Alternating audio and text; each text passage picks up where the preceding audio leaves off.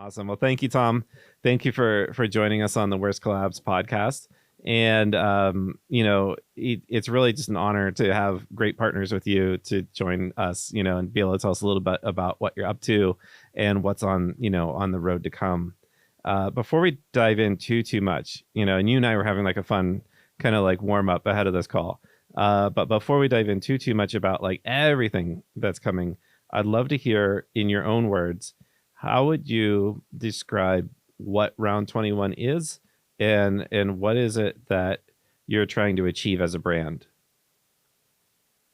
Yeah, so thank you for having me, Alex, on this pod. I'm super excited to be here.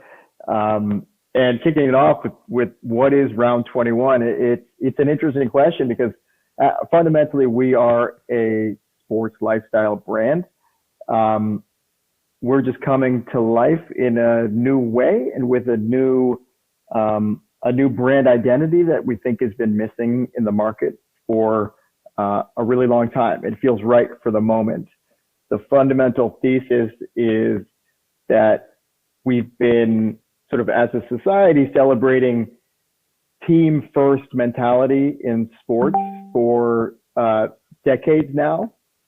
And culturally, there's a moment right now, which we think is kind of a go forward moment where we've come around to celebrating individuality, expression, one's own identity, even on the field of sports, both competitively and just recreationally.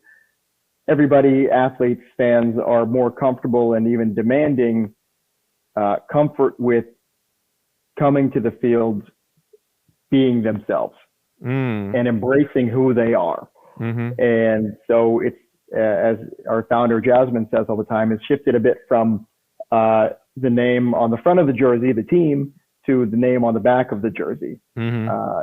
And we see that, in the NBA, the NBA is, kind of the most forward league culturally, I think. So it's been in motion for a long time, but fans celebrate individual athletes even more than teams, right? I am totally a LeBron stan, but I couldn't care less whether he's on the Lakers or the Cavs or whatever. And then, walking through the tunnel, like that's their moment of being themselves. Right. And then with the social justice movements and these positive changes that have occurred in the last 2 years, there's this fantastic evolution from athletes, being shut up and dribble was at least a portion of the population an okay thing to suggest a few years ago. And now I think almost universally that's like a crazy proposition, right? Athletes are spokespeople for important causes. They're business people. They're family men and family women. And so this has been a real societal shift, and Round 21 is trying to be a brand that fits within that context and is built within that context. Wild. That's a lot. And really, I appreciate you like helping to break that down. I can definitely think back to like the 90s Bulls, right? You could think about Michael Jordan and his Air Force Ones, and you could think about Dennis Rodman and his hair, and these people that were like really that some of the first, I think, to really break the mold outside of their play style, but just also in the way that they present themselves, right? In the way they carry themselves, and having that personal brand about themselves, right? Absolutely. Yeah, I think that resonates and that clicks a lot, and I really love that spotlight that you all are bringing on, especially social justice, and this ability to say that yes, athleticism and peak performance can have virtue outside of the court, right? That there is something that carries through the rest of society, and I think it's so very positive to see that Round 21 is a part of that.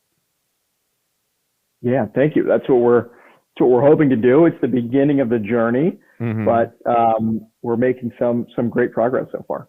That's awesome. Yeah. Now in this journey, right, you've had a number of collabs that have worked, right? You have a number of different sports items that people can show up on your site, and if they possess the appropriate NFT, then they can have access to purchase a like really kind of customized item just for them, right? So in the past you'd done the BC basketball, right? And then just this very last week you had another collab with RumbleCon League. I'm kind of curious if you could tell me a little bit about how those collabs have gone for you, and then specifically if we could talk about like the RumbleCon League drop, kind of like soup to nuts. What did that look like for you? Yeah, the collabs and the NFT collabs has been a really fun piece of our business.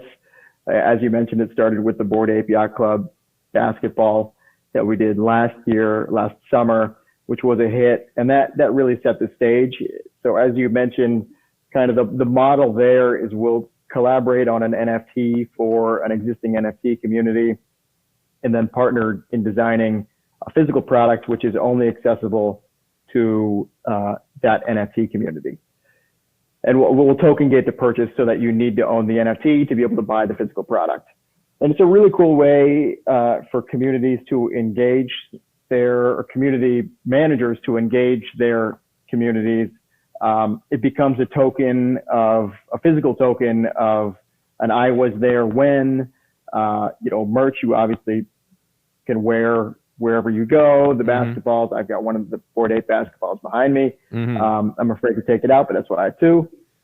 If you show up to the court with that's now saying something about who you are and who you identify with, online and, in this NFT world, but in the physical world. So, so far in the NFT space, there have been sort of limited ways of doing that. It's really come across through, black hoodies has been the primary means of communicating you're a part of an NFT community in the physical world. But we're trying to break the mold a little bit and do things a little bit differently. So if you show up with the Bored Ape basketball, which would be a bold thing to do on a public court, like people know that, you're part of this exclusive club. And so we did that with Bored Apes. We did that with Smiles. We've done that. We just did that with RumbleCon, which is, each of these has been a really cool process.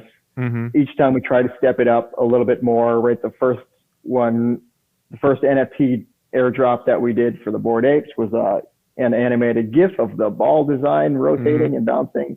Then with Smiles, we were like, oh, let's do a cool one with actually a 3D file for everybody of the Smiles guy dunking the ball, a ball. And that was cool. And then for the RumbleCon one, we were like, how do we keep kind of doing something a little bit cooler every time? And for RumbleCons, we said, oh, we have to do one of ones, which is both really cool and the biggest pain in the ass ever, maybe. But we were uncompromising in our desire to do something that really stepped up and would be accepted by the community and celebrated by the community. So months and months later, we finally got the drop done, and we're really stoked about it. Yeah. This has been like a long time coming. It's not just like this, like, flip a switch, one and done thing. You put a lot of love and care and attention into this. And I would love for you to, if you're comfortable, I'd love for you to share some of the pains and learning process along that way, right? Because this was a really technical endeavor, soup to nuts, right? I'd love to hear, especially about like the challenges. What was it that was unique about this that was like really giving you fits?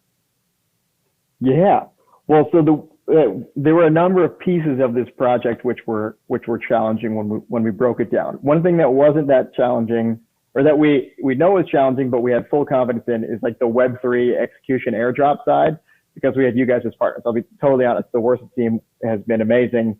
I had full confidence in that side of the execution. The concept for this drop was to create a digital twin basketball for every original RumbleCon. So if your RumbleCon has, Vibe glasses on, is bubblegum blowing bubblegum, has king crown and red fur, we wanted to reflect that on the basketball. So we had this digital asset, and we wanted the top two panels to be the head trait. We wanted the back two panels to be the fur trait. We wanted the bottom two panels to be the clothes trait. We wanted the logos to be the eyes traits, which could be modified with head accessories would override the eyes traits. And then this like season 1 text to be reflective of the mouth traits. So we've got 10,000 different Kongs that we had to do this for. So we needed to systematically, obviously, identify the traits, recreate the art, because the original art was not a vector file with like a large expansive pattern. It was like, oh, they animated the teeth. The diamond teeth are just truly like a PNG of diamond teeth. So we need this to be sort of blown out into a larger pattern. So we had an artist recreate every single trait into like a basketball panel compatible version. Wow.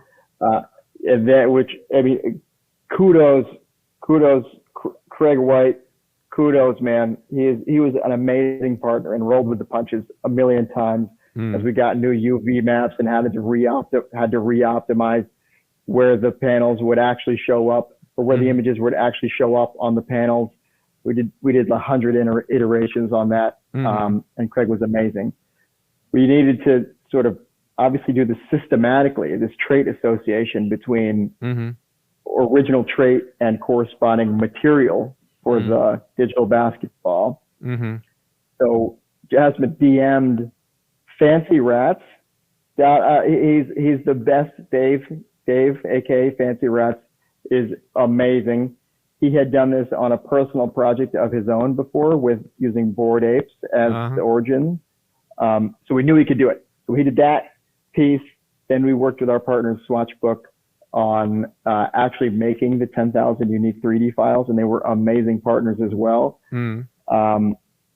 And then we had to process all of them into GLBs systematically so that we could digest them or upload them to IPFS in a way that was wouldn't consume too much storage space. So all of this was done. It was totally specialized silos working closely together over the course of months and months and months, doing iterations, encountering technical challenges and overcoming them. But we're really happy with the product. Man, that's really fantastic. There's so much to tease out of there. But really, I think, first of all, thank you for, saying that you had confidence in us. I appreciate that. But the idea of how much of an orchestration it is to bring this idea to life. And it wasn't this simple kind of like, you're going to dip the basketball in, and have it like be, image transferred quite that simplistically.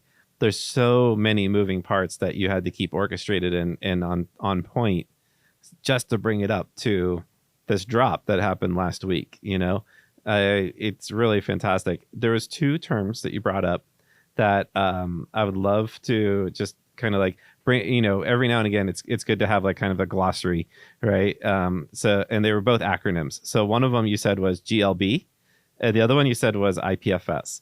And so I wanted to break it down just in case we have folks who are like a little bit less technical. What is a GLB?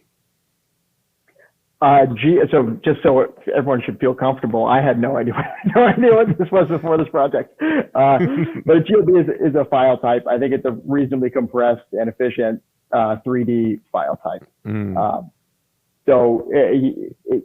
think of like having a relatively complex and well-textured 3D file be, instead of the original one being 100 and something megabytes, be like 1. So it does a really efficient job of representing it. That's awesome. And then IPFS is, what is it? Interplanetary file storage? File system, but yes, interplanetary file system. Yeah, that's the storage system. How most NFTs are represented. It's sort of, instead of navigating or referencing a URL, like a website URL, it'll reference an IPFS hash, which is a hash of the file itself. So if you made a little tweak to the file and re-uploaded it, it would get an entirely new hash. So the hash is very specific to one to the exact underlying file, and it's stored in a at least somewhat distributed manner, which is a little bit understood to be a more resilient and conventional storage methods. Absolutely. Yeah, you nailed it. So IPFS is a distributed file system, and it works kind of the way that your web browser does. That when you go and visit web pages, if you visit them often enough, they actually keep a copy of the typical images of that website just there on your laptop. And IPFS does a similar kind of thing, that if you go and look at particular files on IPFS on a regular basis, it keeps what we would call a cached copy locally on your own machine. And just like you said, there are these very unique hashes, or you could think of them as like a digital signature, that are absolutely down to like the zeros and ones, unique for every single one of these files. So the way that it works out, and what's really clever about it, is anybody who makes a request to IPFS and says, hey, can I get this particular signature? It will look around and it'll say, hey, who has that particular signature? And if anybody does, they can all participate in sending bits and pieces of it, and then that file gets recreated. Then it gets double checked, because that hash is a thing that you can do on your own machine pretty quickly as well. You can double check the signature and say, yeah, the signature matches. Okay, then nobody sent me like the wrong information. They're not trying to hack me or this kind of stuff. So it's really secure.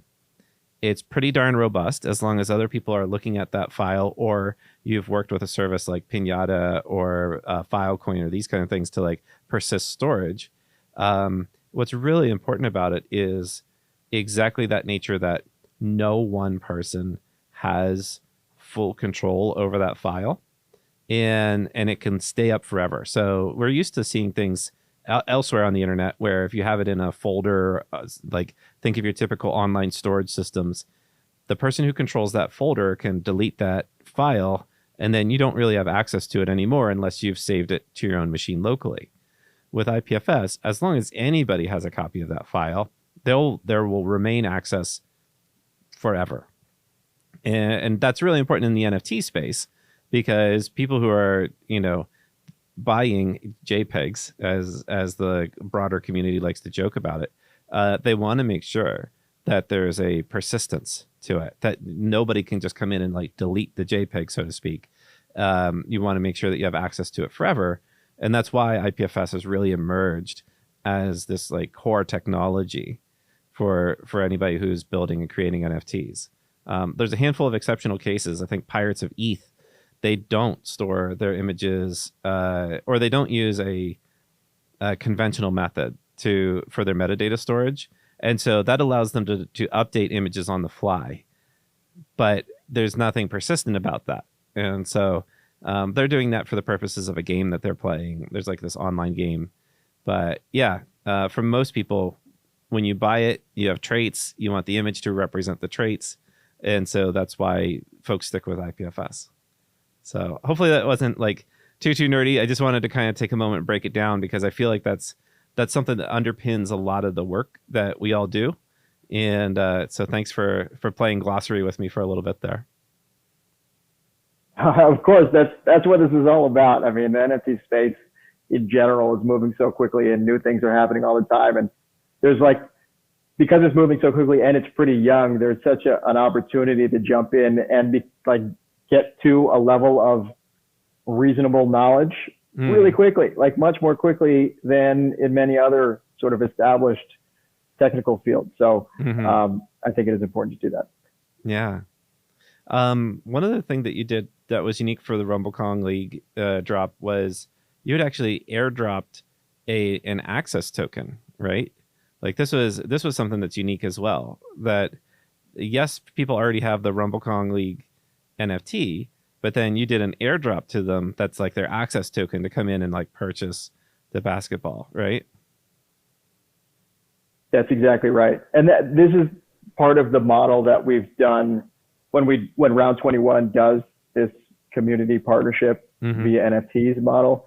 We like to airdrop an NFT that is itself the access code, even if there's, the physical product and such token gating happens soon after the airdrop. So the sort of the list of people that would have access doesn't change materially. We like to separate the two things so that, one, it allows for trading to get into it if someone who is not a part of doesn't own a Rumble Kong because they don't, want to spend a couple $1,000 on it, but are interested in buying the basketball. We want people to be able to trade into being a part of the community in a more cheap way. And then also we tend to like to do multiple drops and then have this be a bit of a merch token going forward. So it'll mean something in the future and not just as a one-off. But so then partnering with you guys on executing the token gating has been totally smooth. And it's a really, really fun way of commerce. And I think it'll be much more common in the future than most people think. Yeah. Well, I'm glad it's working out. I really appreciate it. I think the thing that I see about it as well is that you're able to build a unique and individual relationship with those folks that's independent of the NFT proper, right? So if somebody owns a RumbleCon League this year, but then they sell it next year, they could still possess that token that you airdrop to them, and they can still maintain a relationship with you. And I think that there's something to be said about that, especially as we think about the future of brands and relationships with their customers. In Web3, it's like a really unique challenge, right? That you're not collecting emails, passwords, phone numbers, so this kind of stuff. So how do you build those relationships with individuals? This feels very strategic in some respects about like that way to say like, yes, we have our own unique way of connecting with our client base. And I'm kind of curious, do you think that we'll see more of that where folks are, doing more airdrops or more proactively distributing NFTs as a part of relationship building with customers? I think so. I think it's going to be, I think so. We're in a phase where most people don't have wallets. Most people are confused by being asked for their Web3 wallets. It's a really, really hard onboarding process. We've at Round21 have experimented with a lot of different ways of getting people Round21 NFTs for this exact purpose that you said, right? It's a great way to build a relationship with customers in a kind of continuous way. We've done in real life events where we let people mint an NFT for having been there, similar to a co-op. We do delivery of NFTs with physical product sometimes. So it'll arrive with a card that has effectively a private key access to a wallet with an NFT and a web app that allows you to transfer it out to your own wallet, which has been a really fun piece as well, which you guys helped build. And then we obviously do this airdrop method.